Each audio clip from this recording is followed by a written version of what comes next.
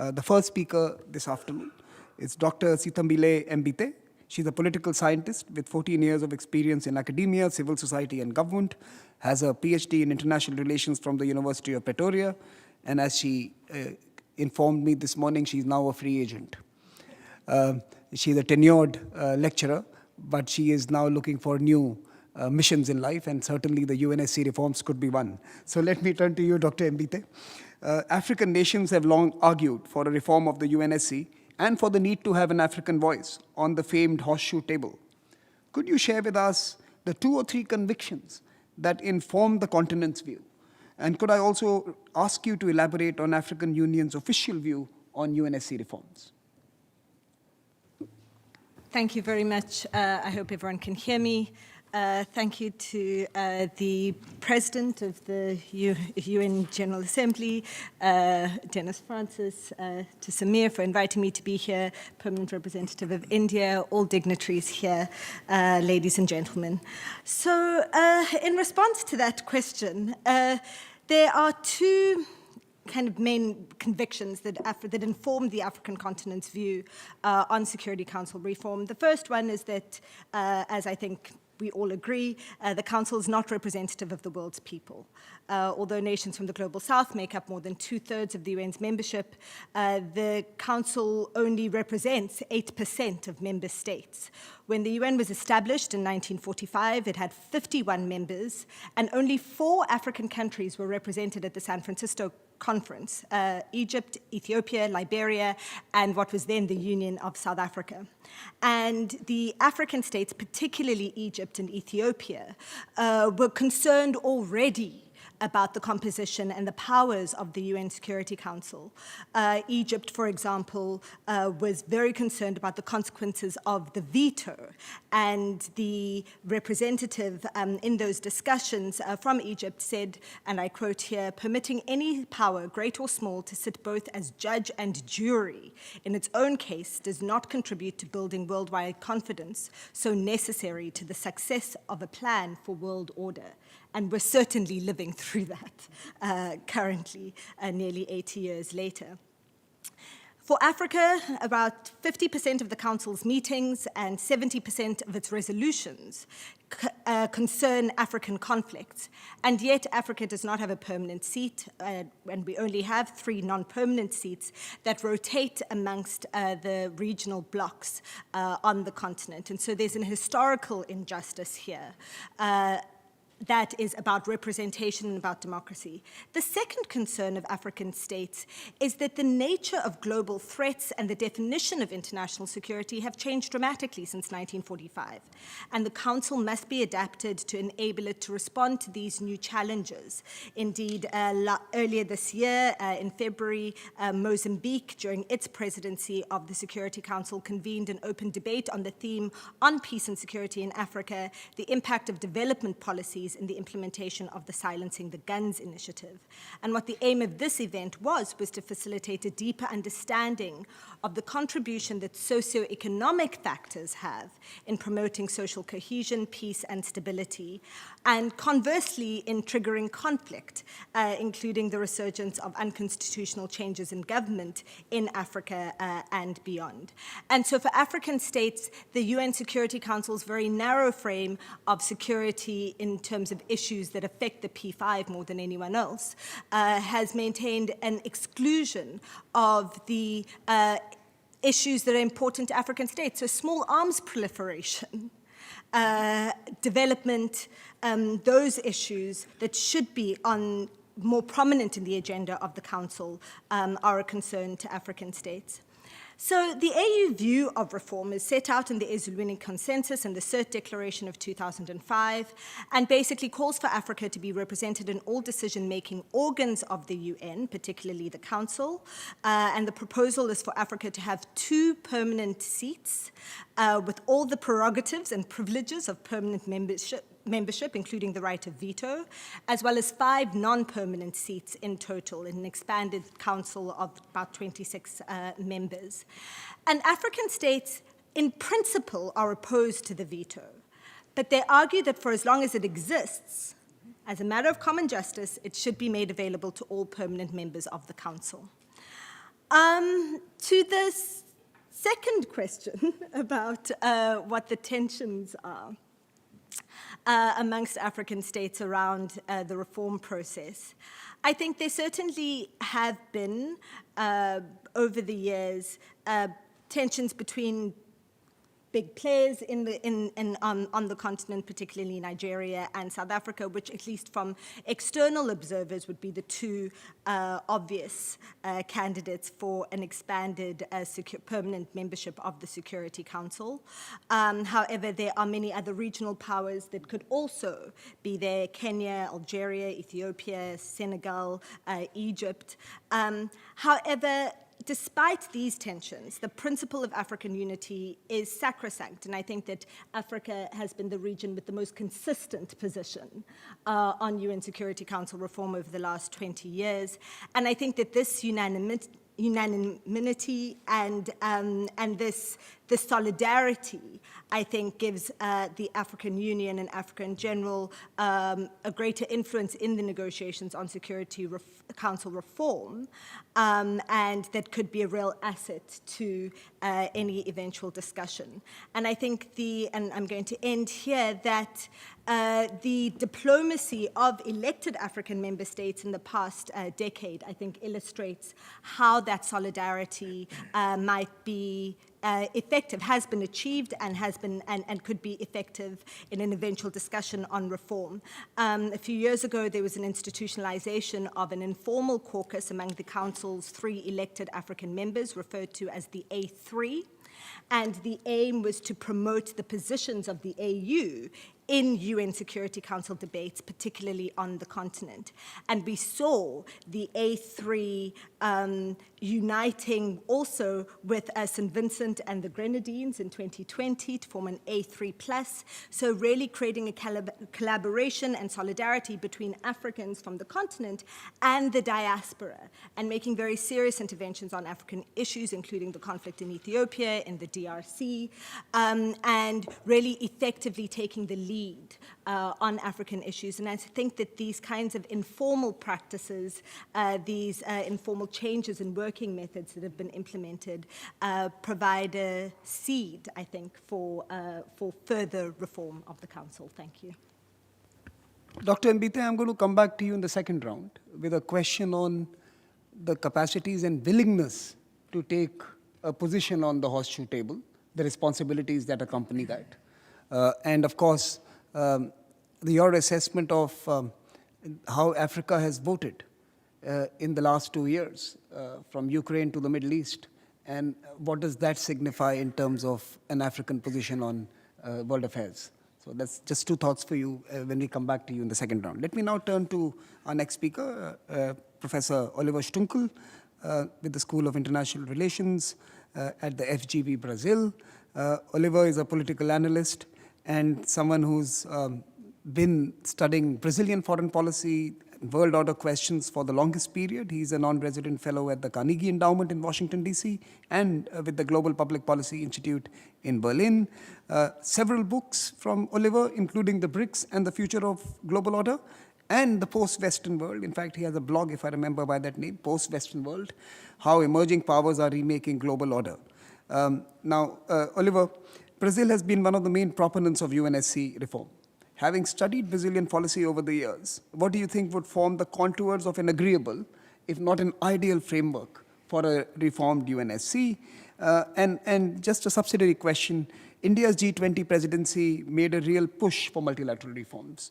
One of the key outcomes of the presidency was the introduction of the African Union in the G20, for example. What are your expectations from Brazil G20 presidency? Can we expect the country to make a real push for the UNSC reform process? And how can we, as IPSA or maybe even BRICS, use this moment to make a collective push for more representation in the global fora? Thank you very much, Samir, President of the UN General Assembly, Dennis Francis, distinguished diplomats, Your Excellency. It's a pleasure to be here and participate in this roundtable. I would like to congratulate ORF in particular, which has been really a leading institution globally to connect policymakers and academic thinkers, but also crucial in the process of democratizing the discipline of international relations, which I think remains still too parochial.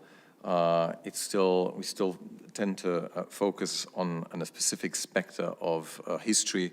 As we look into the past, we still have a somewhat Western-centric view of looking at the future as well, and I think ORF has been crucial in connecting thinkers and doers across the global South, a very significant inspiration for me.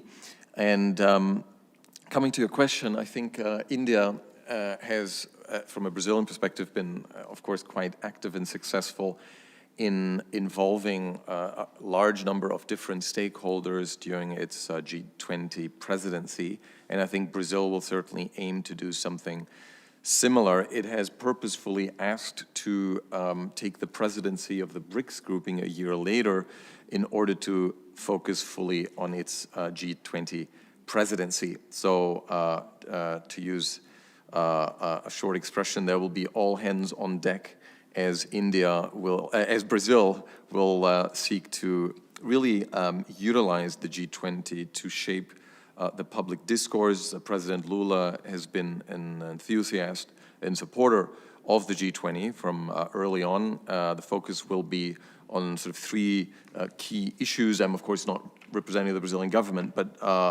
first being social inclusion, the fight against hunger, the energy transition, and sustainable development in its aspects of social, economic, and environmental, as well as the reform of global governance institutions. And I think the reform that has been undertaken during the G20 presidency of India, the inclusion of the African Union, is perhaps a good example of how reform is possible, where we would all like to see a quick and massive reform of the UN Security Council. However, history shows us that sweeping reform tends to occur after traumatic, catastrophic international events.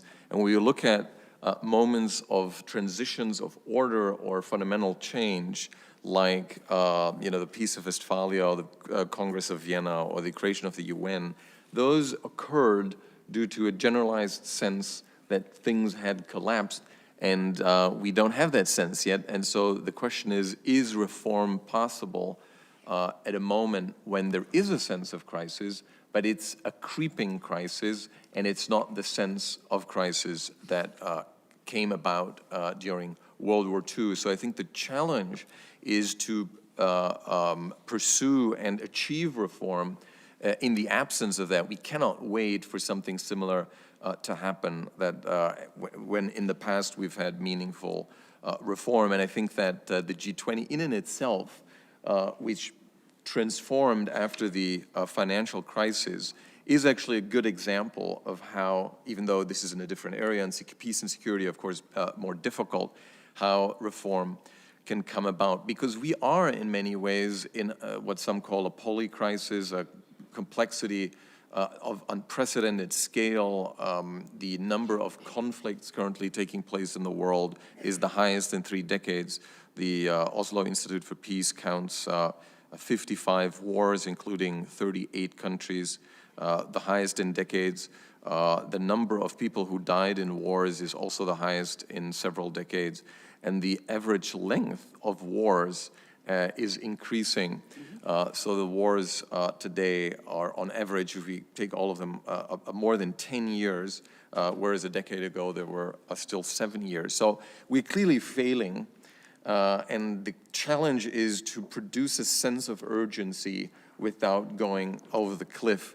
And I think that using the G20 perhaps as an example, one could think about a number of small steps, which in no way should actually produce a sense of tranquility, because sweeping reform is necessary. And there's an interesting example in Brazil we've been discussing for decades, tax reform. And it's very difficult. There's so many stakeholders involved. And there's two groups of people. One say, if there's going to be reform, it has to be sweeping, because Brazil has such a complicated tax system. We want to have a very modern tax system, and unless reform is sweeping, we don't want any reform. And the others say, if we have that position, we will never have reform, ever. We must take steps, and we're actually currently on the verge of approving tax reform, which is not as good as most people would like, but still, it's a tax reform. So I think that could be utilized also to say, if we aim to have the perfect reform, this is the exact recipe for not having reform at all.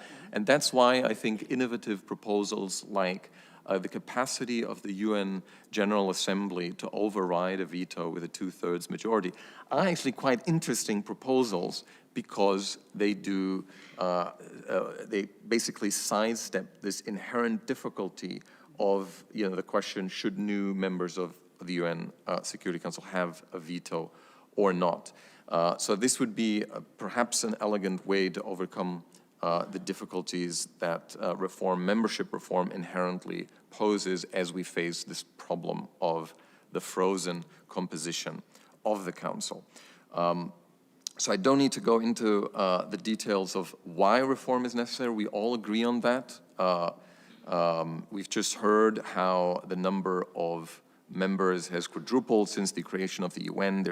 There's no country that can credibly argue against reform. So the question is, as you rightly point out, the process. And it is, I think, a necessity to be able to convince the international community that we must not wait any further to actually arrive at a catastrophic moment. By then, of course, it will be obvious that reform is needed. We must actually precede this moment and be able to implement reform so that the Council can avoid becoming illegitimate and irrelevant. Thank you very much. Oliver, I'm going to come back to you with a slightly difficult question. In a recent engagement in South Africa, Ambassador Anil Suklal, who's the Sherpa for BRICS, made two observations. The first, he said that the Global South will build its own seats on the table if seats are not offered to it. Are we going to see a fracturing of the peace and security architecture unless room is made to accommodate more voices? So are we in that dangerous space where you might see regional splinters or ideological groups replace the multilateral architecture that has served us over the last 8 decades? And the second point he made was that some within the BRICS themselves may not want the reform process. So it is not just the North or those who belong to the Atlantic system. He mentioned that some in the BRICS themselves do not want the reform to process. And there has to be a conversation with them as well. So how are countries such as the IPS or the BRICS, South Africa, India, and of course the African continent, dealing with this second front that needs to be responded to? I think that's something I would like to hear from you, Oliver, since you've been involved in this process. Let me turn to our third speaker, Professor Igosa Osage, Director General, Nigerian Institute of International Affairs, someone who heads one of the niftiest institutions there. He's been involved in Nigeria's foreign policy and has been a tenured professor of political science at the University of Ibadan. He was Vice Chancellor at the University of Okada and, of course, has a record of 14 years in that particular role. So, wealth of experience. Let me turn to you, Professor. Some argue the lack of consensus among African nations is holding back Africa's entry into the UNSC, something that Dr. Mbite did address as being a part of it, but did not necessarily delve into. Should such suggestions be taken seriously, this division? Is this serious, or is this a narrative? And what, in your view, should a unified African position on USC reform look like, if there are divisions? And since Nigeria was invoked in one of the presentations, I thought we should hear from you as well. Thank you very much. The President of the General Assembly, Comrade Samir, and the ORF, distinguished ladies and gentlemen, Your Excellencies. I think the world is at an inflection point that really creates the conducive environment for putting the kinds of issues we're looking at this afternoon on the board. Things have changed so dramatically and so drastically that the world is almost not like the world that we always knew. And the certainty is that things will continue to unfold and that we'll need to begin to respond to the kinds of issues that these changes make very important. Now, but first, I want to put a conceptual frame on this entire discussion by stating that it's part of a decolonization process. It's the sequel to the first phase of decolonization that involved gaining independence for individual countries. And that has happened.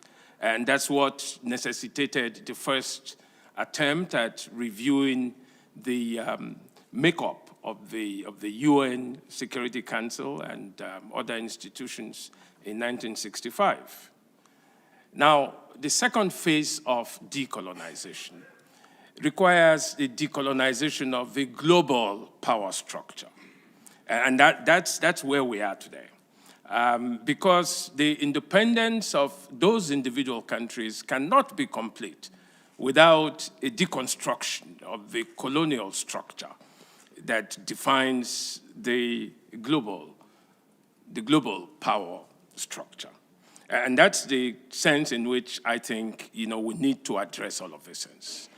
And I take my line from the Brazilian perspective that talks about diversity of values as the key lever of decolonization. Decolonization does not say, that powers must be overthrown, but it simply says, let 1,000 flowers blossom. The diversity is key, to the reforms that we're talking about. Representation, equity, justice, all of these issues are rolled into one. I also like to say that today we recognize, as students and as practitioners, that the essence of security is no longer to be seen in military terms. Security now has a more encompassing framework that requires further adaptation to the kinds of questions that should concern us as they relate to the reforms. Things about climate change, for instance, issues of the health pandemics, issues of poverty, issues of accessibility, issues of human rights. Those kinds of issues now make up the security architecture. And we must move away from military might and nuclear power to the kinds of issues that may be regarded as soft, but these are the underbellies of the evolving world that would mean that places, countries, societies that are not so privileged also have a rightful place in the Committee of Nations. Now for Africa, the question of the reforms of the UN has never been, a matter for debate. For over 30 years, Africa has been in the forefront of this advocacy that the UN system as a whole must be reformed.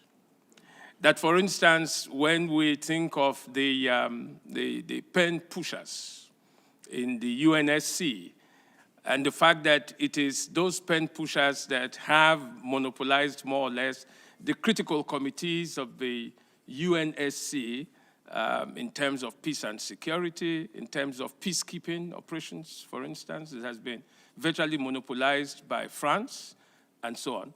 And the humanitarian committee affairs that have mostly belonged to the United Kingdom.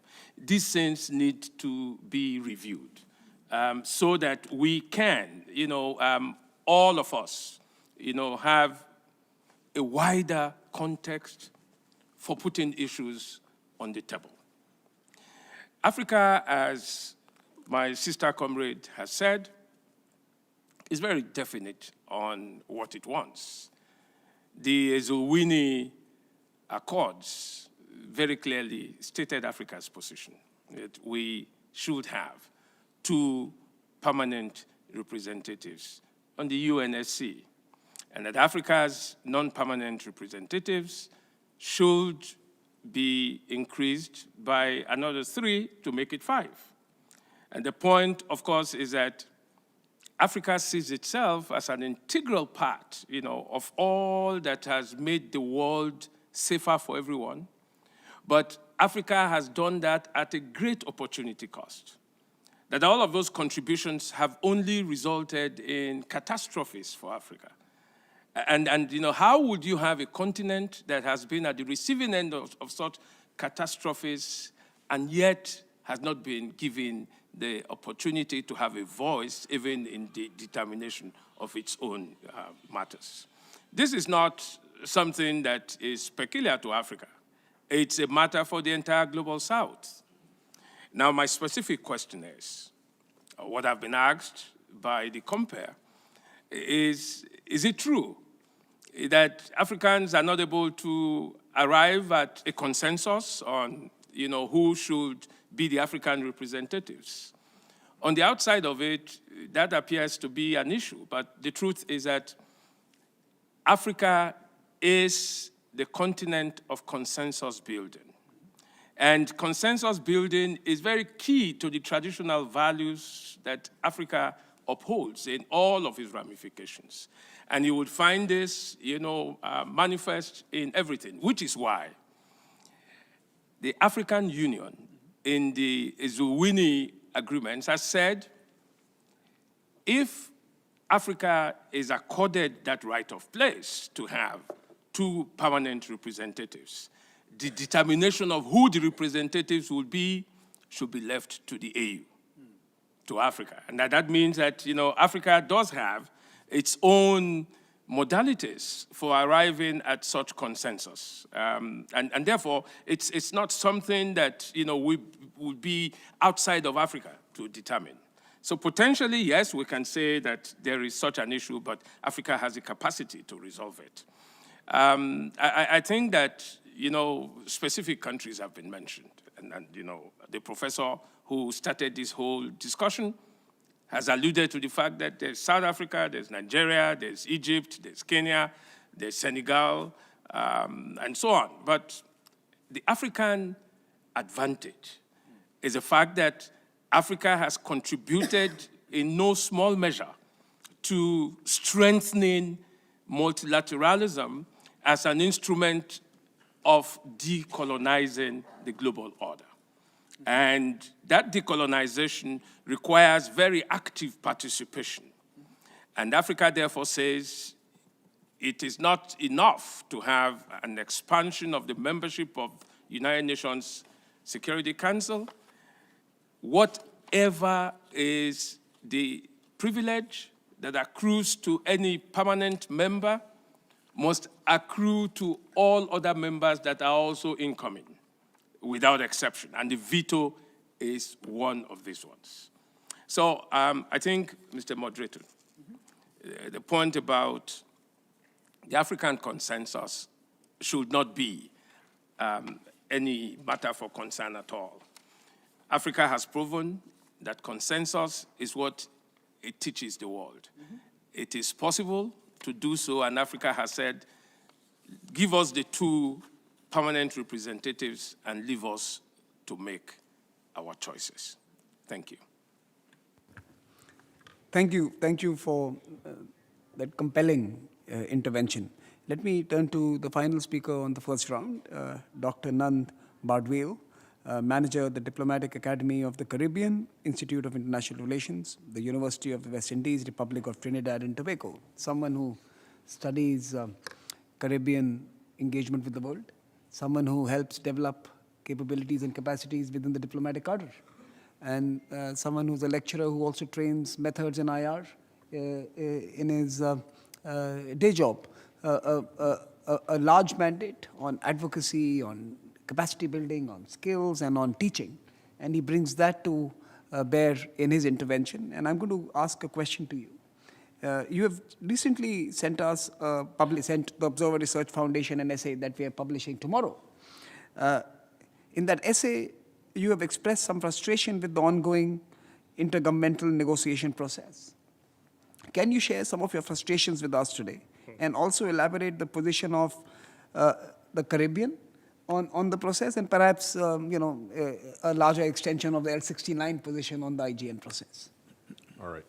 Thank you very much, Moderator. Samir Saran, President of the ORF, His Excellency Dennis Francis, President of the UNGA, Her Excellency Ruchira Kamboj, Permanent Representative of India to the United Nations, fellow experts, distinguished diplomats, colleagues, all. It's indeed a pleasure and honor for me to be here today, and I want to thank the organizers for the invitation. And I take the opportunity to join with my fellow panelists in congratulating the ORF and the Indian Permanent Mission on this very important initiative that we're all grateful to be a part of today.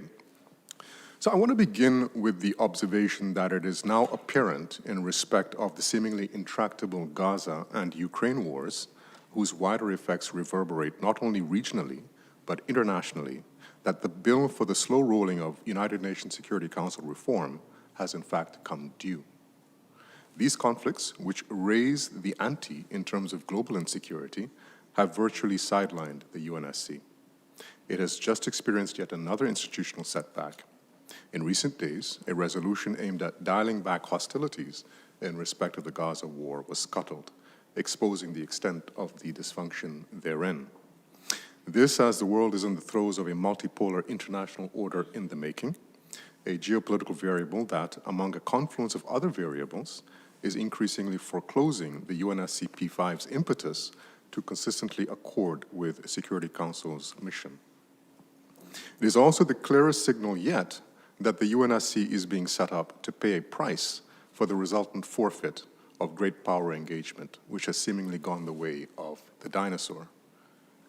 It is high time for traditional Security Council power brokers to come around to the realization that in order for this premier organ of the United Nations to step into the future, the ongoing intergovernmental negotiations process must meaningfully take on board key asks of the L69 group of countries as set out, among others, in the 21st September 2023 joint press statement.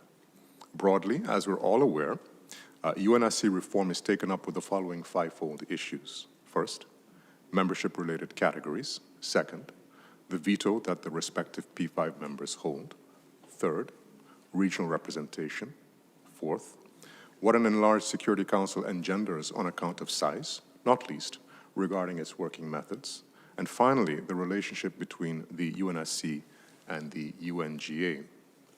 So the 14 sovereign small island developing states of the Caribbean Community Bloc, comprising mostly Anglophone members who gained independence from the 1960s to the 1980s and which share common foreign policy interests and challenges, have a sizable stake in the UNSC reform process. This is the case because the Council is central to their collective security strategy. What's more, any dysfunction in that body undercuts their own defense capabilities. A recent example is the UNSC's authorization in October of 2023 of a landmark international security mission for Haiti, one of CARICOM's 2 non-Anglophone members, with a view to helping, quote, national police quell surging gang violence and restore security across this strife-torn Caribbean nation, end quote. Moreover, and by way of another example, CARICOM member states deem the UNSC as vitally important in beating back hard power-related action that undermines the Caribbean as a zone of peace, which Venezuela's Guyana-related adventurism threatens to do today. In this context and more, from the prism of its much-anticipated reform, they have a lot riding on the UNSC being up to the task in line with a consequential and now 30-year-old UNGA resolution titled Protection and Security of Small States. So, CARICOM member states' record of close involvement in processes intended to move the needle in respect of rejigging the Council must also be seen in the context of their active engagement in the affairs of this UN organ. A case in point is St. Vincent and the Grenadines, and a colleague of mine already spoke to this, but I'm going to underscore the point. One of just a handful, that is, St. Vincent and the Grenadines, a handful of CARICOM member states which have served as P10 elected UNSC members. It has left its mark and led on such big-ticket council reform issues as representativeness, not least by being instrumental in the advent of and placing itself firmly behind what is considered to be the most important development in the Council's recent history, that is, the diplomatically innovative A3+1 mechanism. In coming into being, this mechanism has enabled formalized coordination and collaboration between St. Vincent and the Grenadines and African countries on the UNSC. And beginning in 2024, Guyana will take up the mantle vis-à-vis its 2-year tenure on the Security Council. Such a diplomatic stance goes hand in glove with a cardinal principle of CARICOM member states' foreign policy making. They will fare best at confronting security threats if they too are in the diplomatic driver's seat regarding advancing associated solutions.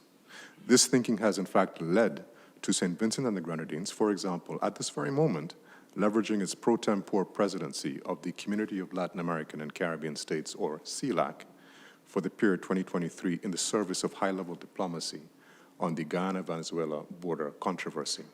Specifically, a presidential meeting will be held in St. Vincent and the Grenadines tomorrow, December 14th. It is convened under the auspices of CELAC and CARICOM with a view to focusing on matters consequential to the border controversy between Guyana and Venezuela. This comes against a backdrop of the latter party having flouted the International Court of Justice's decision handed down on December 1st, which states that both sides in the said controversy should refrain from taking any action that changes the status quo in the territory in question.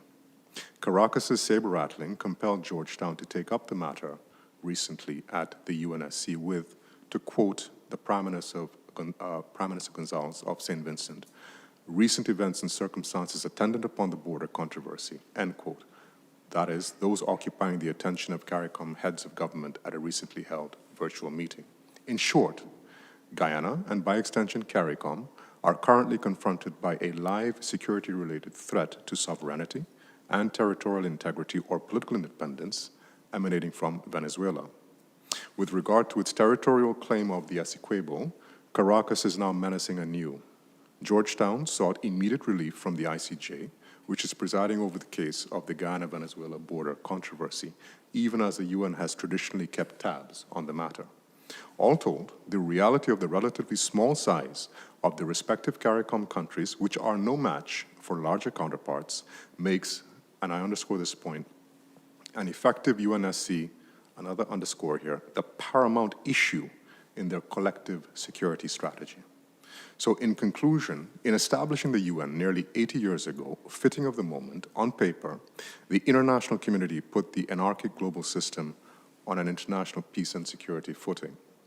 Although that intent came into sharp focus at the time, over time, this historic experiment in multilateralism has been subjected to the test of states' predisposition towards conflict and competition. If there is a single reason for this behavior, according to the realist school of thought in the discipline of international relations, it is states' preoccupation with the search for security. This needs to be said, if only because insecurity is the prism through which small and large states alike view international politics, the first set no less than the second. It follows that in respect of their principal security blanket, a dysfunctional UNSC augurs ill for CARICOM member states. Possibly, they could end up ceding diplomatic and/or political ground qua leverage to would-be aggressors. There is little for these states to gain from, to paraphrase the late former United Nations Secretary General Kofi Annan, going all in with diplomacy in interstate relations, absent the means of appropriate recourse to the UNSC's, quote, firmness and force, end quote, in a bid to amplify its effects. After all, they are reliant on the Security Council upholding legitimacy, effectiveness, and an unwavering commitment to implement its decisions. So in one of history's great ironies then, a council that was fashioned by Allied powers statesmen of the day is a lifeline for some of the contemporary international system's smallest states. For CARICOM, a Security Council that is fit for purpose is best able and suited to serve its security interests, which can only really be upheld through third parties at that level, given its membership's size-related constraints. Instructively, as regards UNSC reform, CARICOM supports only one model, and that is expansion in both categories. Consequentially, In this vein, representativeness is the key to transformation at the level of the Council and systemically. This resonates with post-colonial states like those of CARICOM. For such states, as it is currently configured, the UNSC is a vestige and reminder of the imperialist past. Some would say of that configuration it is a relic of a bygone era. Indeed, its composition no longer reflects global geopolitical realities. Paying lip service, then, to the UNSC reform process is a non-starter. From CARICOM member states' perspective, having regard to the foregoing discussion and views I've just expressed, to do so is a gamble on their future. Finally, doing so would also be revealing of the fact that there are some who are less determined to take seriously the UNSC's guardianship of the UN Charter. This is self-defeating, considering the UN Charter is principally taken up with buttressing international peace and security precisely because the anarchic global system is hardwired, moderator, to do otherwise. So I want to thank you, moderator, for the time, and that's my submission. Thank you. Thank you. I'm going to go back to Dr. Mbite. You've been out of the conversation for a while, so I'll turn it back to you and maybe a quick intervention from Oliver. After that, I'm going to invite the IGN co-chair from Austria, reappointed this year by the PGA to lead this issue and this subject. And Ambassador Axel, I'd like to have your views on this. But before we proceed, let me inform the House that the President PGA would be leaving at this time. Mr. Dennis Francis, thank you so much for joining us and for your time. And we will continue the conversation in your absence. Thank you so much. Thank you. Thank you. Thank you. So, Dr. Mbite, let me turn the mic to you. Thank you very much, and thanks to all of my colleagues. I'm going to respond to the question you asked at the end of my last intervention about whether Africa has the capacities and willingness to take on the responsibilities required in the Council. And my answer to that is yes, and Africa has done. Since 2000, there have been 38 African-led peace operations that have been authorized, that have been deployed to 25 countries. The first peace mission between a regional organization in terms of Chapter 8 of the UN Charter and the UN was the mission in Darfur. UNAMID, which was put in place in 2007. Let's not forget also that it is Africa that pioneered the responsibility to protect. We saw Nigeria leading in ECOWAS to maintain peace in the region, in the conflicts in Sierra Leone, Liberia, Cote d'Ivoire, and they were the ones who codified that kind of intervention in 1999, a full 6 years before the responsibility to protect was adopted by the UN. And so Africans are no strangers to taking responsibility for dealing with their own conflicts. And indeed, we have currently about 70,000 African peacekeepers that are deployed in various parts of the world, and the AU and regional economic communities leading, I think, 10 active peace operations currently. And so in practice, Africa has shown its willingness and its capacity to maintain peace and security in its backyard, and certainly to contribute to the maintenance of international peace and security elsewhere.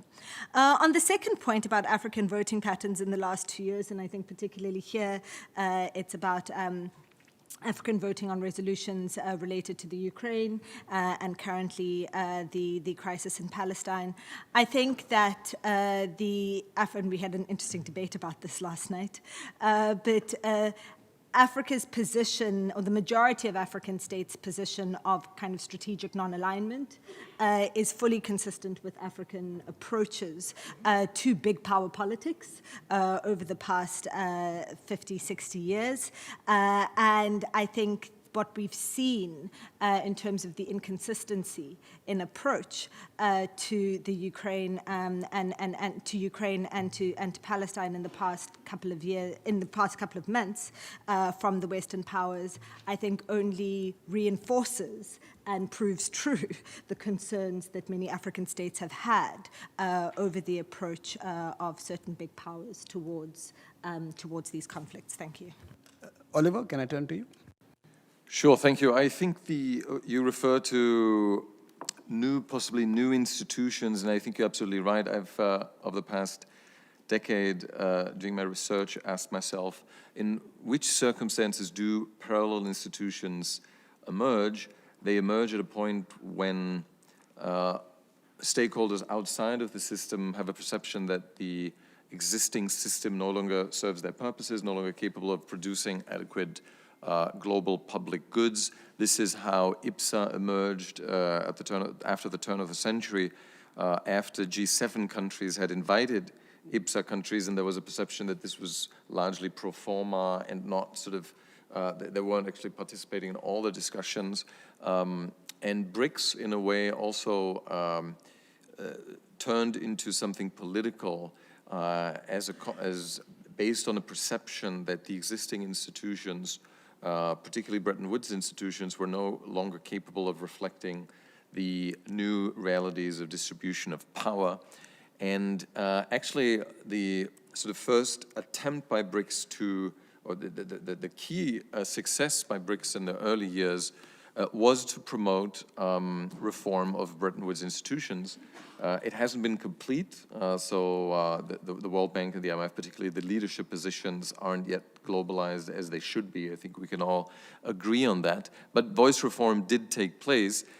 Still, I think the institutional initiatives by BRICS, such as the BRICS Bank, are a perception of the failure to adequately adapt existing institutions to new realities. So I have no doubt that unless reform of the UN Security Council takes place, there may be other initiatives due to its diminishing legitimacy. You mentioned IPSA. I think it has a crucial role to play. I think it's time to re-emphasize the grouping, potentially in cooperation with the African Union. I think there's a lot of overlap when it comes to crafting strategies of how to reform international institutions.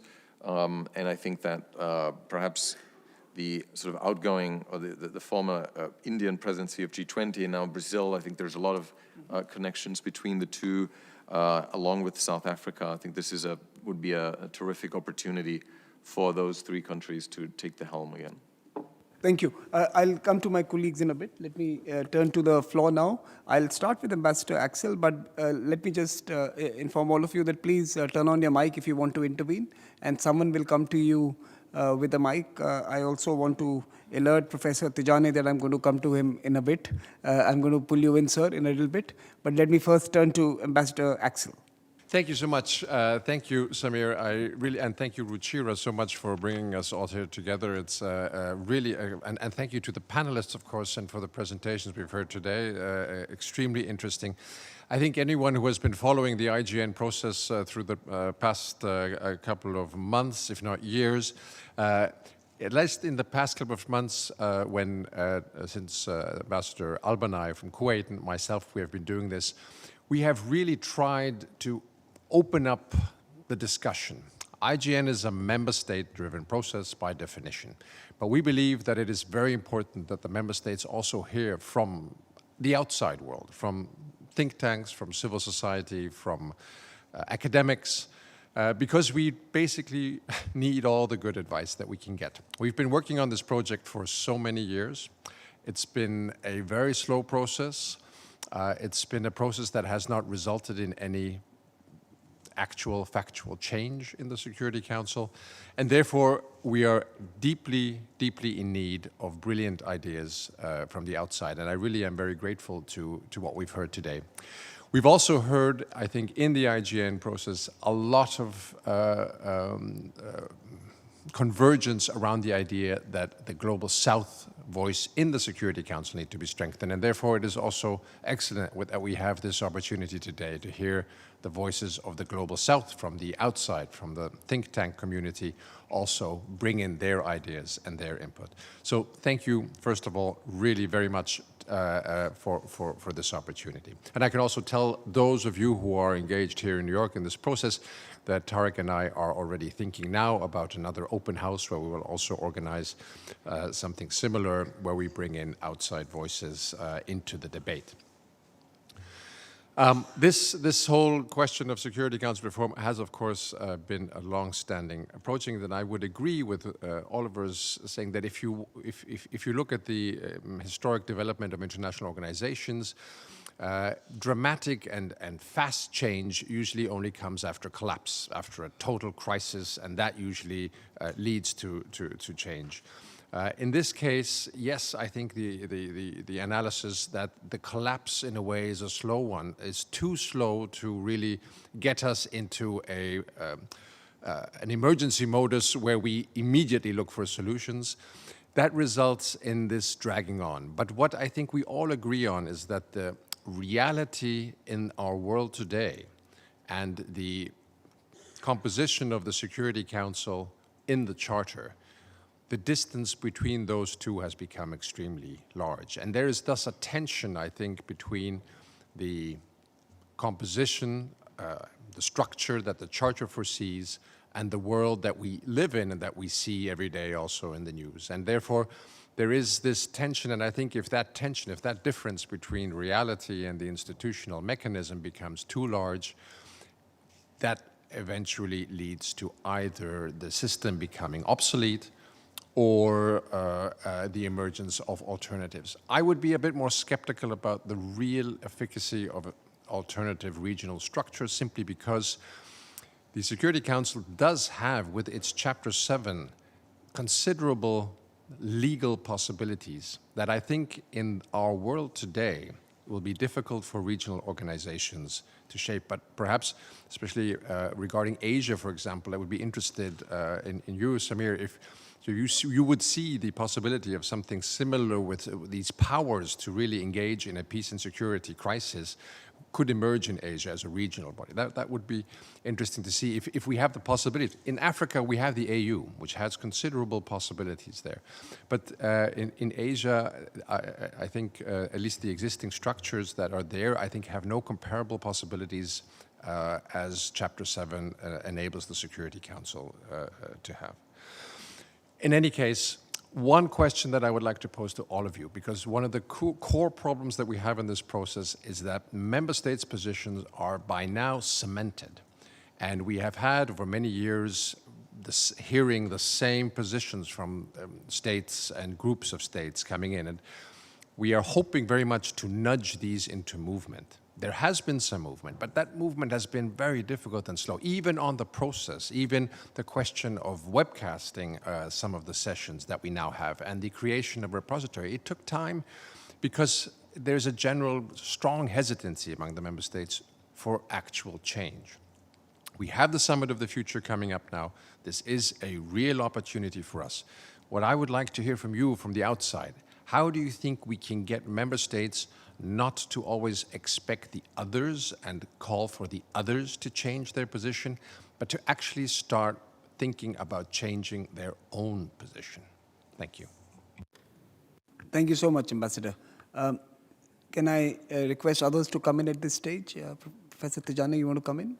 And those who want to, please turn on the mic. I can see a hand there. We'll get a mic to you. There are two hands there at the back.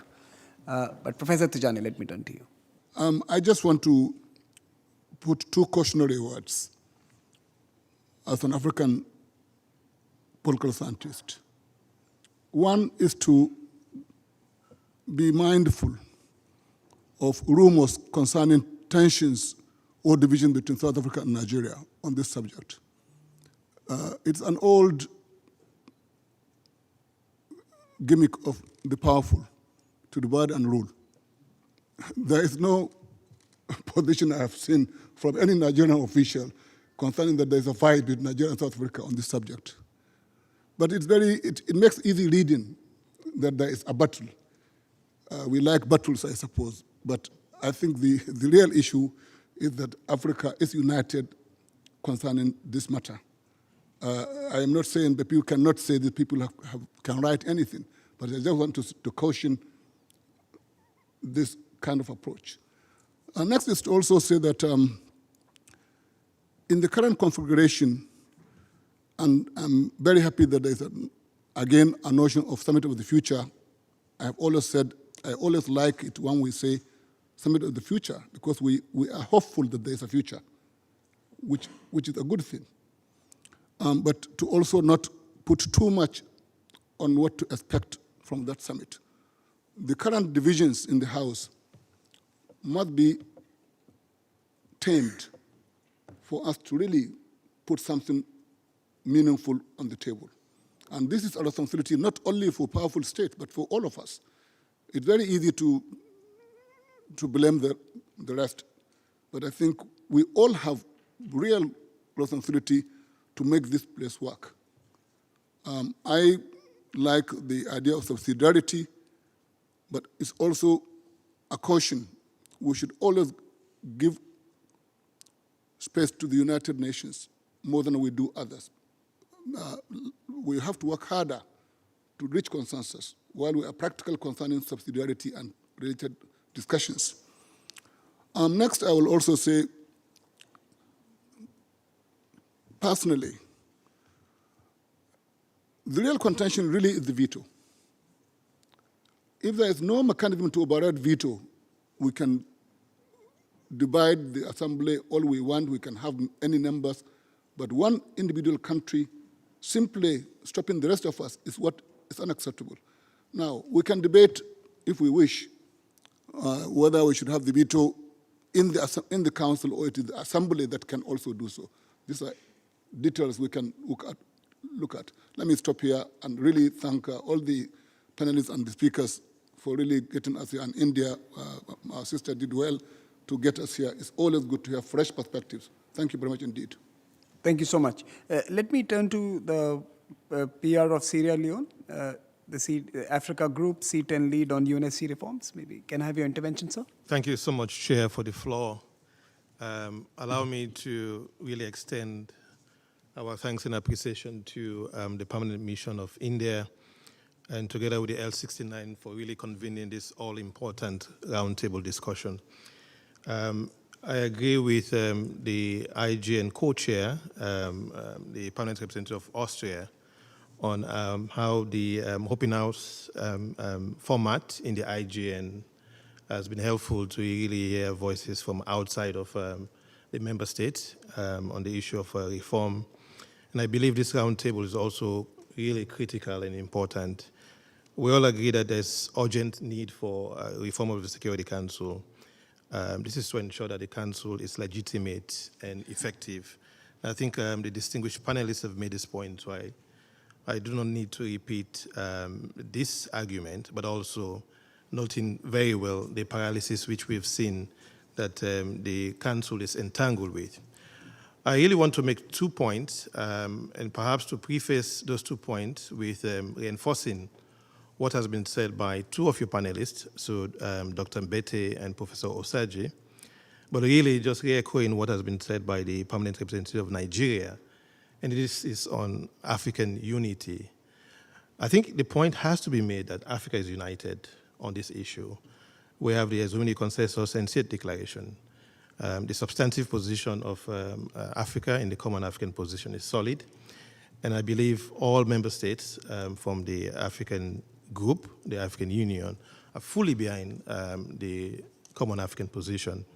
And so the question of who would occupy the 2 permanent seats, we've said, and I think Professor Tijani, permanent representative of Nigeria, said it clearly.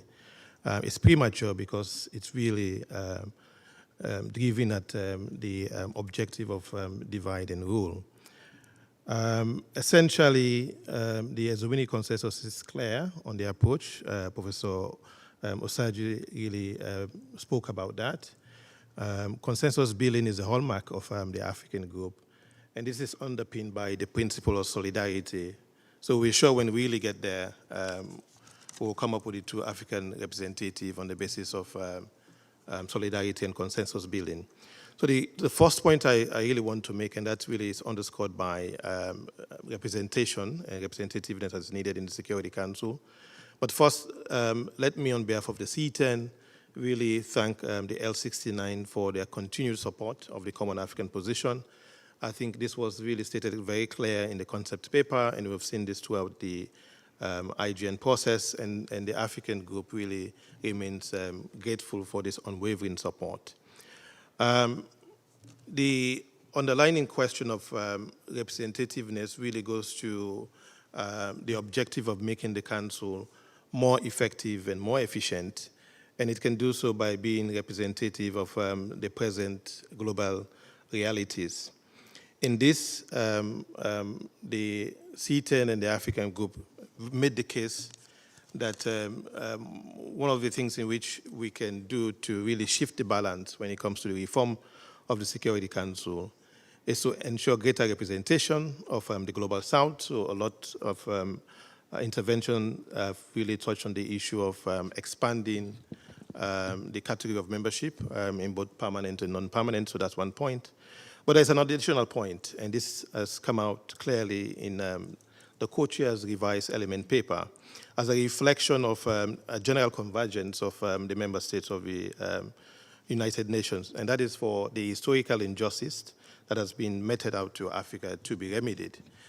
And in so doing, Africa should be treated as a special case and be prioritized. And this really takes me to the second point on how concretely can we do this in prioritizing Africa and being treated as a special case. Of course, I can go into making the point of the reform addressing the concerns of equitable representation and the various reasons why Africa should be treated as a special case.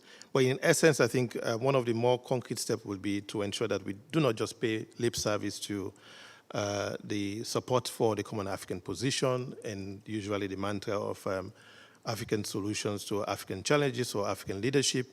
It is important to manifest this in ensuring that, particularly when it comes to the non-representation in the permanent category, there is reform in that regard.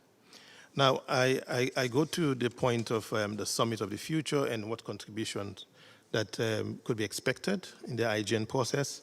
I'm sorry, Axel, I'm not going to answer your question about shift in the position of the African group because it is not in our mandate to do so. It's a head of state decision, so that's how solid and united we are behind the Common African Position.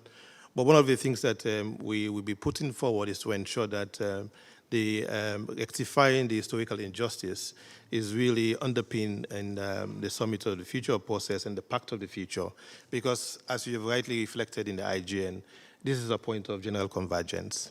And so I would end my intervention by just posing the following questions. This could be for the reflection of your panel, but of course, colleagues in the room. So the first one would be in terms of supporting the Common African Position. We're looking at ways in which we can rectify the historical injustice that has been done to Africa. And since we have views and an eminent panel, it will be of interest to know how do you see this process of rectification. And this could be seen from the history of reform of the Security Council itself since its establishment in 1945.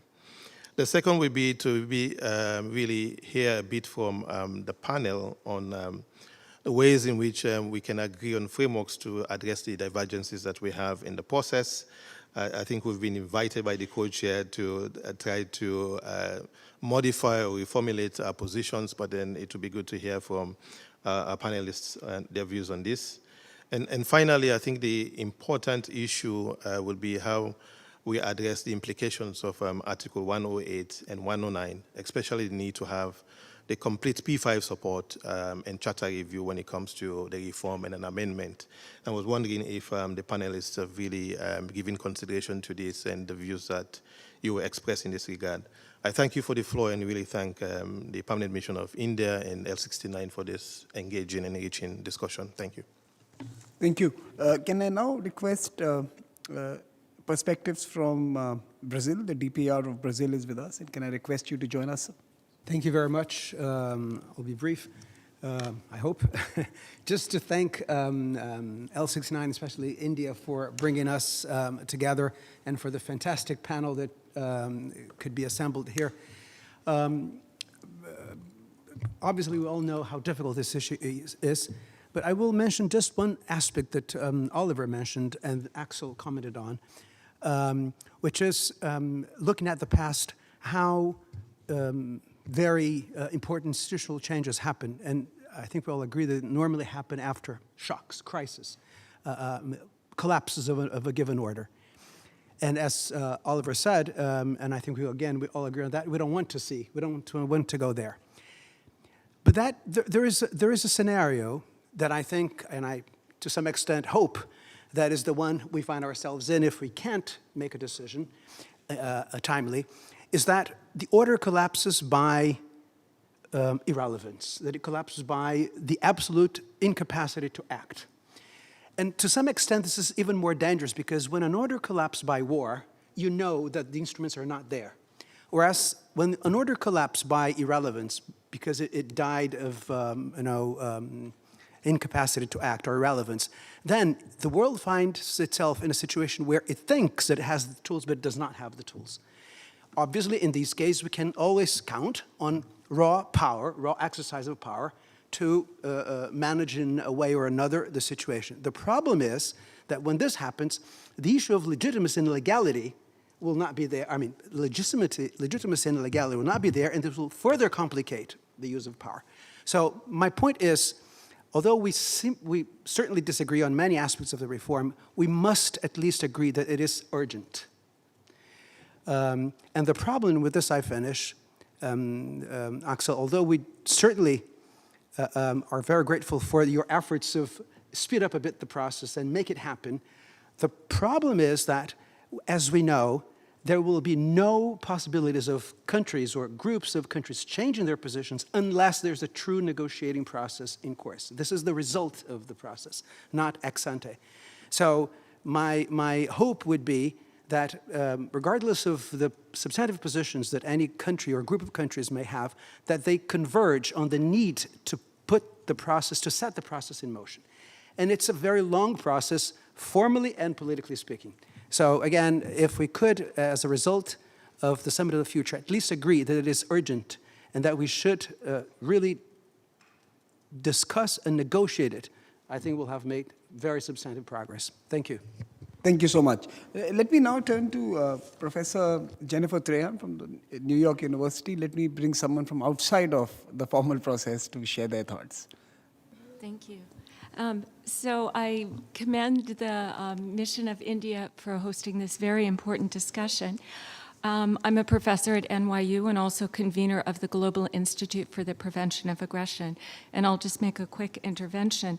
My scholarship has focused on two areas that could reform the council that exists or make a more effective council also if enlarged. It focuses on veto use in the face of atrocity crimes and obligatory abstention from voting as to resolutions under Chapter 6. And I'd like to note that both reform measures do not require charter amendments. As to the former, I have written a book, Existing Legal Limits to Security Council Veto Power in the Face of Atrocity Crimes. I argue that vetoes cast while there is ongoing genocide, war crimes, or crimes against humanity, when the Council is voting on a resolution that could prevent or stop the crimes, are contrary to international law. The veto is not separate and apart from the system of international law, but sits within the system. It must be read and used consistently with obligations to respect jus cogens, the UN Charter, including its purposes and principles, and treaty obligations such as those found in the Genocide Convention and Geneva Conventions. This would lead to a Security Council that is less deadlocked, making it more effective, irrespective of its size and composition. And I'm happy to provide more details. I have detailed writings that I'm happy to share with you. States should raise such legal arguments consider acknowledging them in a General Assembly resolution, and consider having the General Assembly send a question to the International Court of Justice, such as, does existing international law contain limitations on the use of the veto power by permanent members of the Security Council in situations where there is ongoing genocide, war crimes, and crimes against humanity? One might even consider adding to the question a veto in the face of ongoing aggression. We've seen too many vetoes that appear at odds with these legal obligations. As to the second topic, and I'll finish shortly, obligatory abstention, I encourage states to focus on the language in Article 27.3 of the Charter that in decisions under Chapter 6 and under Paragraph 3 of Article 52, a party to a dispute shall abstain from voting. Hence, if the Security Council is voting on a resolution under Chapter 6, a member of the Council that is a party to a dispute must abstain. For example, Russia is clearly a party to a dispute in the situation of Ukraine. Russia, therefore, under this language, is obligated to abstain from voting on a resolution under Chapter 6 that is on the situation of Ukraine. Admittedly, the Council does not always make use of this language. It has used it approximately 12 times. The issue of abstention has risen approximately 14 other times. So it is sometimes applied, thus it cannot be argued this language has been waived. If states would utilize this language, it could usher in a Security Council more able to act, even when a permanent member is involved in the situation at issue. Thank you. Thank you. I think that's a very, very important intervention. Let me turn back to Ambassador Ruchira Kamboj, ma'am. Maybe you would like to join the conversation now. I wanted to respond to what our ambassador colleague from Sierra Leone has said. I listened to him with a lot of interest. And, particularly the point that you made about going beyond mere lip service to Africa. And here I really want to make this point very quickly, without sounding repetitive, that, the issue of Africa's G20 membership has been on the table for quite a while. It's not that India made it happen. It's not that it wasn't there on the table. But when we started our G20 presidency, we were very clear that we wanted our presidency to be inclusive and action-oriented, and we were very, very clear that we would speak for the Global South. And therefore, we walked the talk. And we actually were so happy that one of the first things in the course of the New Delhi summit was that we actually did make this happen. That is primarily what I wanted to say. And therefore, we feel very strongly, and something I said this morning too, Axel, that what we did in New Delhi, that should also be mirrored here in the UN Security Council reform process. The point I'm making is that if you have the determination, if you have the political will, and if you truly want to make it happen, you can make it happen. And there is one very recent example in the G20 summit where the African Union now stands as a permanent member of the G20. And just very quickly also, I do want to mention that this morning also I made this point, that we have said so as India, our national position is that as far as the IGN elements paper is concerned, we have said so this morning that the language on the common African position should be further strengthened and be included in full under general convergences with a reference to both the Esselvini Consensus and the CERT Declaration as desired by the African group. And I do very honestly believe, as I taper off, that there is a very strong case for the Global South to now be represented on the global top table for all the reasons that our experts have mentioned. Back to you, Samir. Thank you. There were a couple of hands at the back of the room. Can I get the mic to them, please? Kindly introduce yourself, brief introduction, and the question. Hi, my name is Rita Kakati Shah. I'm based in New York. I'm British, I'm Indian. I see myself as a global citizen. I'm a woman, I'm a mother. I'm also a proponent of the second generation as well. So I'm here really representing civil societies. I represent UMA Global, which is a charity that really supports youth, women, and children in Northeast India, as well as Democracy Without Borders. And towards the latter, and we've had much talk today of Summit of the Future 2024, and Ambassador Francis himself said he's very much interested in the inclusion of the UN and continuing that, to hear more voices from civil societies. So really my question is, there is a civil society coalition called We the Peoples, and quite a few recommendations have been put forward, in particular having a civil society envoy, a UN Parliamentary Assembly, as examples of some of these recommendations. What is the best way for these civil societies to come together to actually have these recommendations heard, so they may have a presence at Summit of the Future? So this may be something that we can have a voice, the citizens of the world, the citizens of tomorrow, actually have a voice at the UN. Thank you.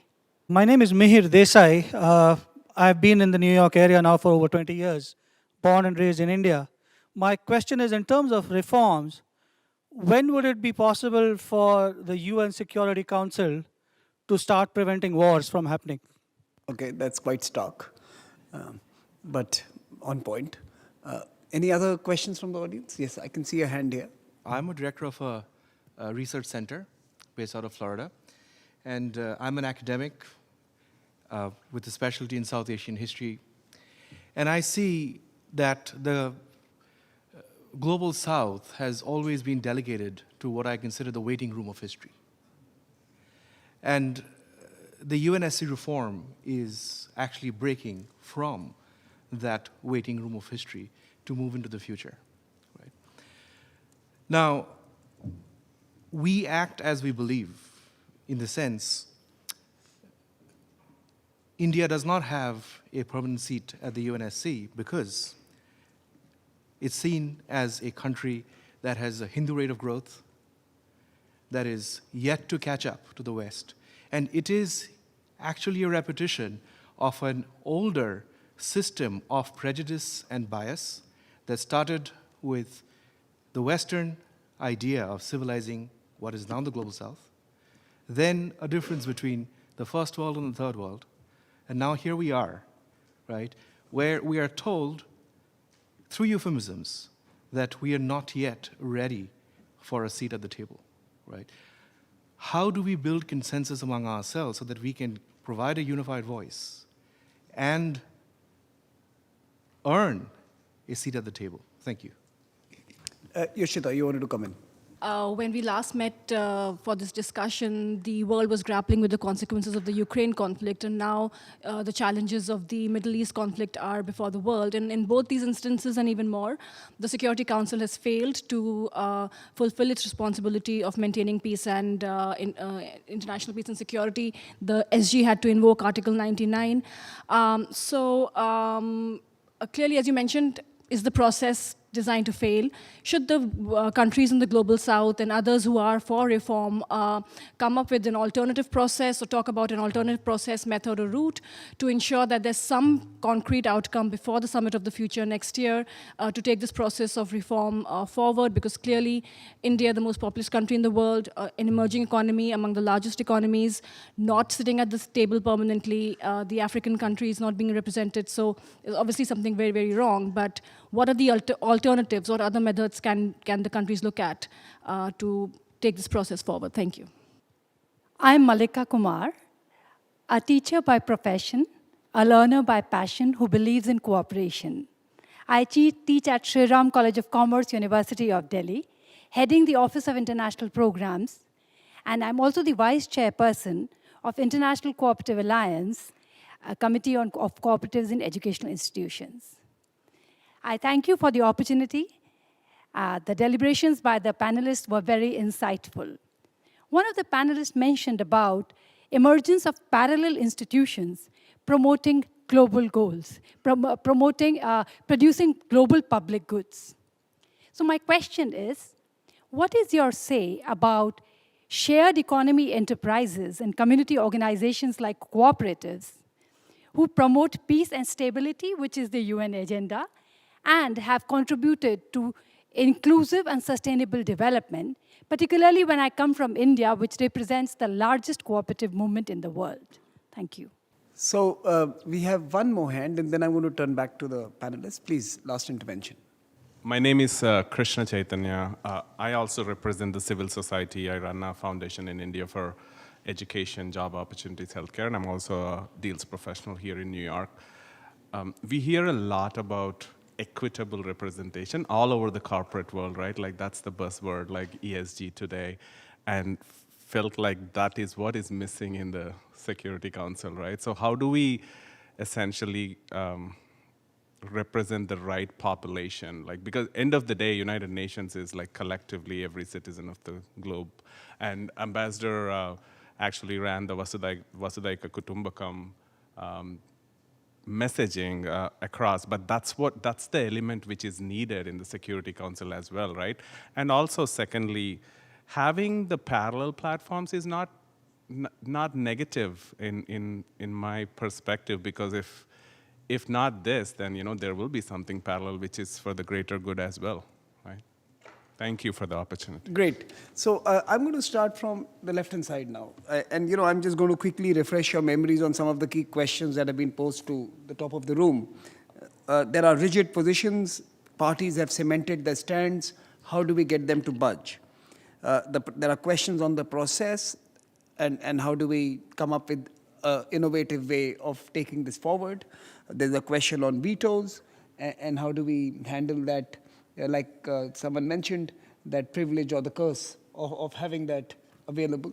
There are questions on the common African position and how can we overcome historical injustice by creating consensus around it. I think Ambassador Kamboj has already responded to that, but your views would be welcome.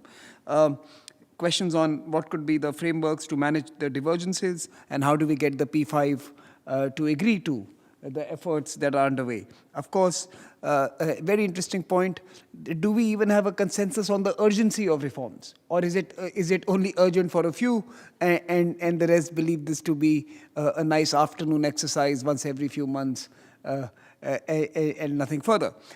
Civil society participation, very important. I think that's an important point. How do we take this debate to the streets? And can mobilization of millions on the streets really shake up the power structures? I was tempted to refer to the climate civil society activists who actually took the climate debate to the powers of capitals around the world. So is this a time to actually open it up and unleash the millions on YouTube and Instagram and on social media and collect them in core capitals and shake the incumbents using the multitude? And of course, Sena voices, parallel tracks, the usefulness, are there complementarities there? Or is this basically a stopgap arrangement? There's a question to me on Asia, which I will try and respond to Ambassador Axel at some point. It was directed to me specifically, but I will right now cede the space to the panelists who've come to speak to you from Africa and the Caribbean. And it's their moment here. We had an India conversation a few months ago, so this time let's refer to them. But I'll try and respond to you if we have time. So let's start with you, Nand. Thank you, moderator. I want to limit my response to the discussions. A few of you have raised the issue of the nexus between crisis and change. Much discussion about international order mixed in with that. I began my initial intervention speaking to the fact that we have a crisis in the United Nations Security Council institutionally, in that it's been unable to get its arms around two of the most defining conflicts of our age. One of which, in my firm view, the Ukraine war, can really be thought of as a trigger for a shift from one international order to the other, meaning from a shift from the unipolar order to a post-unipolar order. In the view of many, multipolarity is on the horizon. That notwithstanding, outside of the crisis that we face in the United Nations Security Council, in that it is unable to fulfill its core mandate in respect of these two core conflicts, there really is a crisis of trust between the great powers at this particular moment.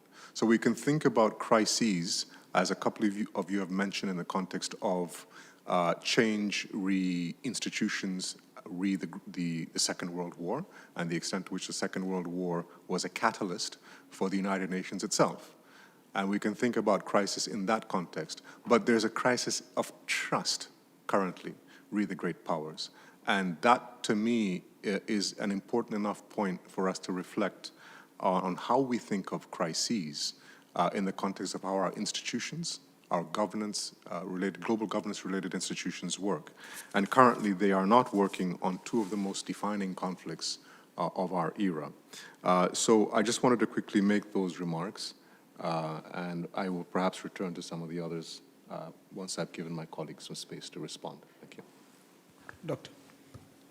Thank you very much, moderator. Is there an urgent need for reforms? Yes, it should have happened yesterday. It's time, to save the world from catastrophe. And saving the world would mean giving greater verve to the United Nations system. And where better to begin than the United Nations Security Council? I mean, so the reforms are urgent and they must happen sooner than later. There is no rethinking that at all. I think that the United Nations as a whole has been boxed into a situation of immobilism. Some call it, the fact that we have grown into greater paralysis, from one crisis to the other. And the need for reforms, therefore, cannot be overemphasized. But let me say that in all of the discussions so far, there is one word that we have all hinted at but refused to hit on the head: accountability. Now that's the elephant in the room. The UNSC itself has grown beyond accountability. So it's like, the UNSC is a concert of opportunity. It's a concert of countries whose sole motivation is the preservation of self-interest. And that has become a great problem to mankind. It's the greatest threat that we all face. And that's I think, the most compelling reason for the reforms that we are talking about. Now, perhaps one way to, in the short run, deal with issues of accountability would be how to strengthen the General Assembly itself as a counterpose to the United Nations Security Council, so that we can have some kind of balance of power. But in this regard, let me, lighten the mood in this room with one of the funnier contributions that I have read about.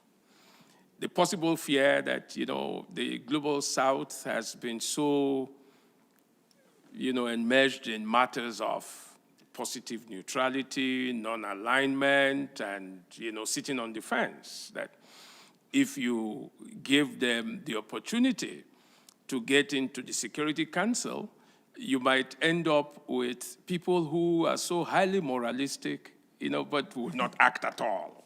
I mean, I haven't imagined anything more bizarre than that. The truth is that, there is the psychology of being in the margins. It's a political economy thing. There is the silencing of those voices, that because you don't hear them often, you take them for granted. So I think, that's a narrative that needs to be changed.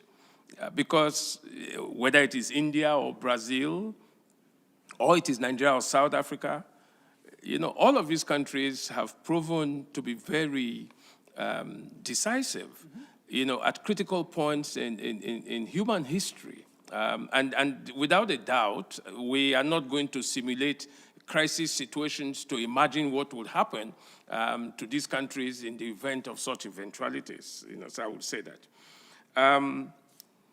Now, how do we address the historically embedded forms of injustice?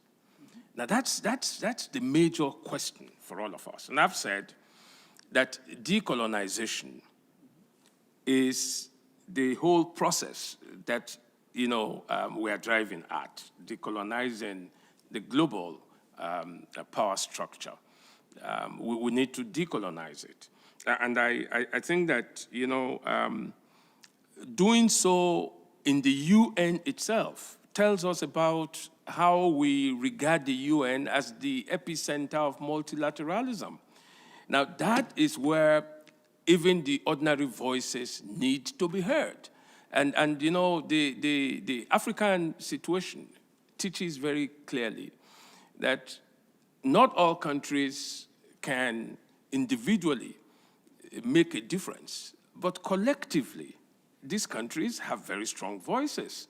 And that, I think, is the whole point about the Global South platforms that we are using to challenge these historical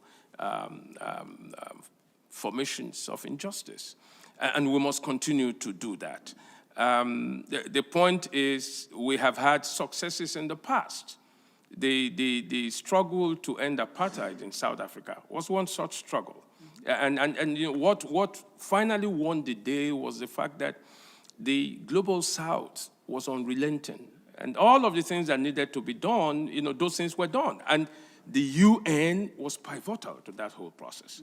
So we think, that unilateralism built around the instrumentality of the UN, and especially the UN Security Council, is very key to the changing world order that we all seek. The point is, somebody talked about subsidiarity.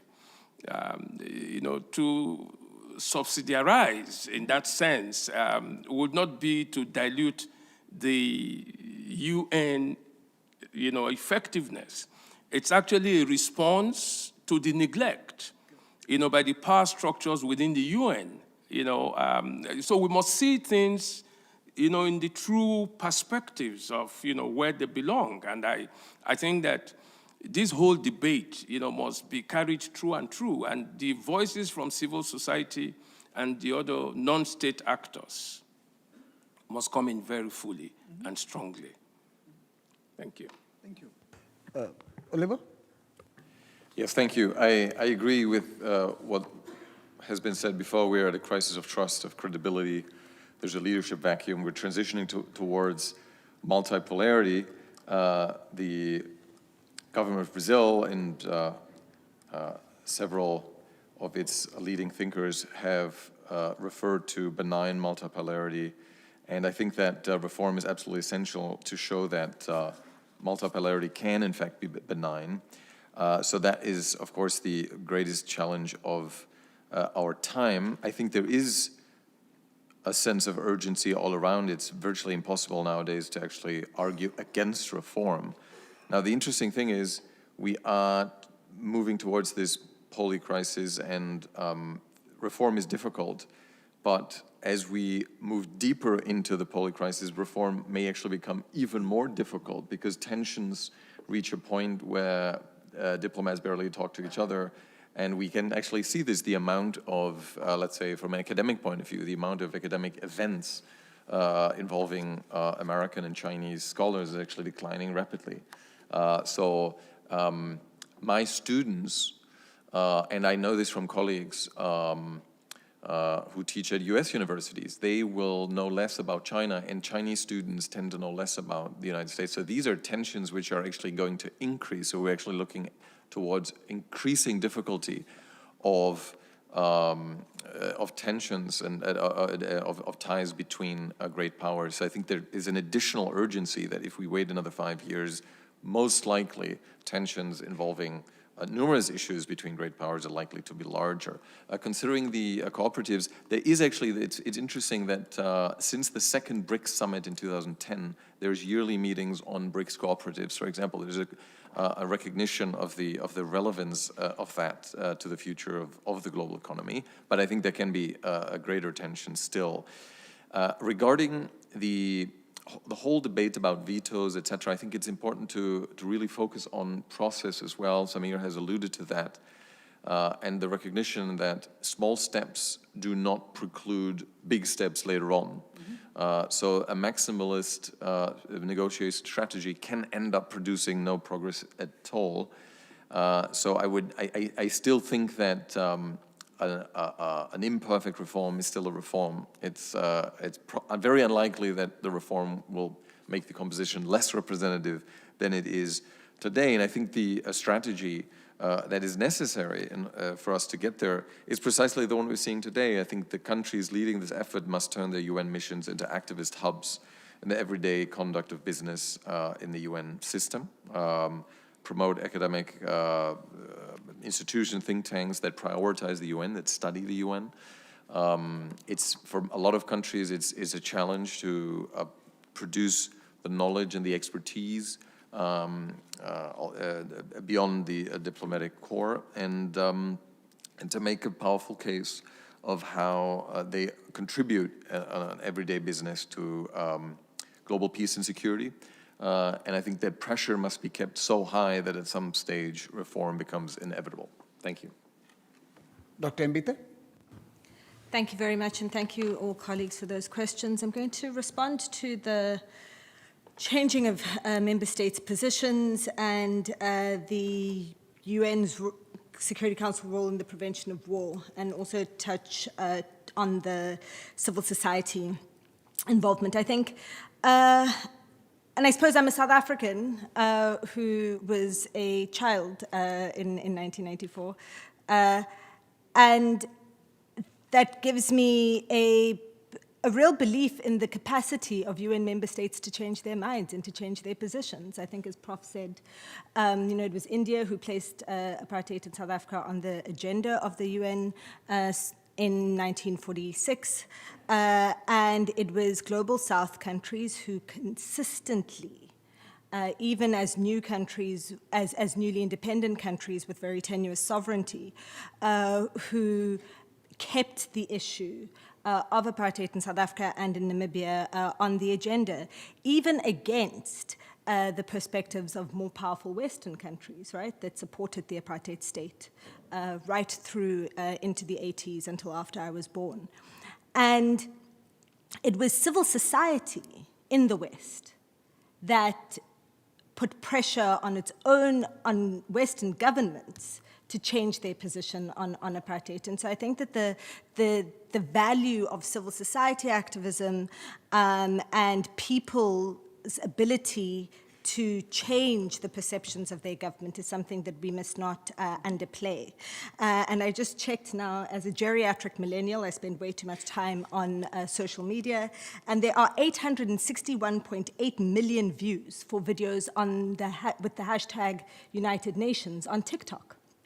As of today, I've never seen anything like it of young people. I've had students reach out to me saying what's happening with the UN and the interest in the United Nations and how it operates that has really been galvanized, I think, in the last month or so, is something that I'm going to be watching to see how that impacts on public views and interest in the UN. So I think that we've seen in the history of the UN that member states can change their positions. But then to the second point, second part of my answer to that is that, and I think it was the permanent representative of Brazil who raised this, that this idea that people can change positions without a negotiation, that you adapt your positions before you've even started negotiation, is also slightly bizarre to me. South African President Ramaphosa, indeed in September, when he was here, made the point about the need for text-based negotiations on UN Security Council reform. And so people will be persuaded one way or another when they're actually negotiating. And so I think that the move towards having some kind of text-based negotiation is really, really important. Then the second thing I wanted to just say around the UN Security Council's prevention of wars, and I think the professor from NYU made it very clear that there's so much that's in the UN Charter already that we can use to implement the kind of changes that we're looking for. So Chapter 6 of the Charter on the Pacific Settlement of Disputes, which makes provision for the settlement of disputes without violence through negotiation, through mediation, and has really not been used very much by the Security Council in the last 30 or so years. since about 1992, even all peace missions have been in terms of Chapter 7. And so the mechanisms are there. They just need to be used effectively by the member states. And I suppose the big question is how you get to pressurize them in order to do that. I'll leave that there. A very quick response to Ambassador Alex as he leaves the room, that in fact, some would argue that one of the challenges for the Asian region is the presence of a veto-wielding superpower and others with less capacity to respond to it. In fact, that is the challenge of the Asian region, which is not similarly felt in the African continent, for example. And the fait accompli in certain parts of the seas in East Asia tell you the perversion of that veto and why we need to reconsider equity and participatory reconstitution of the council. So a quick response to you. But if you don't have those formal institutions in the region, you will have informal institutions. So you have a number of 3, 4, 5 country organizations that are mushrooming precisely to create the balance of power. That's a quick response to you, although this is not about Asia today. Let me try and conclude this conversation, which has been extremely rich, by making 3 observations. The first, when we talk about reform of multilateralism, let us not delude ourselves. The only reform of multilateralism happens when the UN Security Council is reformed. Everything else is lip service to multilateralism. This is where multilateralism reform begins and ends. If you don't reform the UN Security Council, you have not reformed multilateralism. And that is the truth. That's the first observation. Number 2, the summit for the future. You have already heard 3 good ideas for you to consider as you draft the outcome document. I'm sure that outcome document is already being prepared. First, let's drop maximalism. I think Oliver and others have made interesting points that all or nothing is not an option anymore. Gradualism works, and let's take those steps towards anything that is more fair than what exists today. And what exists today, as has been repeatedly mentioned, is a colonial project. It is a shame that I'm grateful that one of the P5 did not switch off my mic today. I want to thank them. But this should not be the case in the 21st century. That an international institution still privileges a few. And therefore, drop the maximalism. Involve an open house. I like that idea. Get the civil society in. Let's bring out a formal call for action from the civil society, listing 10 things that they want done in the next 3 years. And 3, put a timeline to what you are promising when you come out with a document. A timeline, open the doors and get others into the conversations, and drop maximalism as a stated goal. That's the second observation. And the third and final observation. We don't need certificates of competence or capabilities or credibility. No one has given the privilege to anyone to give us those certificates. All of us as human beings, as part of this planet, part of this ecosystems, part of our economic systems, we are all equally competent, capable, and committed to serve our common interests. And therefore, the credibility, competence, and capability argument is used to obfuscate selfish interests and the need for the incumbents to preserve the vestiges of power that will soon slip away. I have no doubt that, like many things else in the past, things will change. We have to continue to be relentless in the pursuit of that change. We have to ensure and encourage many to join us in that pursuit. Today, technology, social media, and communication allows us to mobilize at a scale like never before. This house has remained protected from too long from the power of mobilization.